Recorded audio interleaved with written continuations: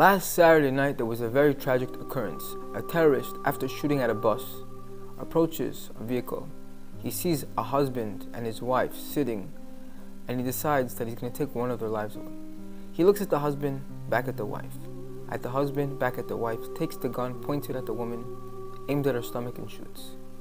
One can't help but ask, what was going through his mind at those moments when he had to make a decision, which life to take away? It's very clear that he had one agenda, and that was to uproot the Jewish nation. He was contemplating which of these two people are more important for the continuation of the Jewish nation. And then it became very clear to him. It's the woman, and it's the next generation inside of her stomach. In this week's Parashat, we read the second paragraph of Shema Yisrael, and we say over there, Lem'an Yerbu Yemechem V'Yemei V'nechem. God says, the purpose of all this is for the continuation of you and your next generation.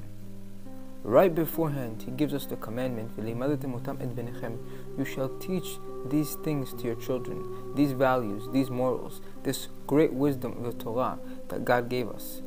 And over there, God clarifies to us that that is our mission in this world. Parashat Eikev, we have tremendous blessings that God wants to bestow upon us.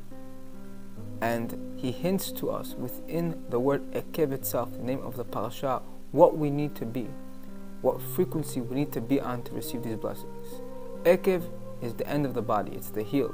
If the head is the beginning, the heel is the end. And God wants us to be end-oriented, which means focus on the long term. So one person will tell you the long term is when I'm 60, 70, 80, retired. God says that's not the long term. The long term is your grandkids, your great-grandkids. That's your main mission in life. And we see when God created the first man, that was the commandment He gave them. Go and make more generations.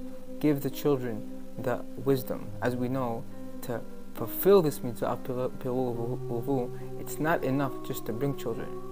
You have to make sure that they go in the right ways. And I think that nowadays, it's something that's relatively clear to the majority of people, but it's all a question of priority. To what extent do we understand that's our primary mission in this world? To find the proper spouse, to make sure that we're living on the right wavelength, to living with the right households, sending our kids to the right schools that can help with what we haven't managed to instill within them. These things are what guarantees us the true blessing and the true protection. Wishing everyone a Shabbat Shalom.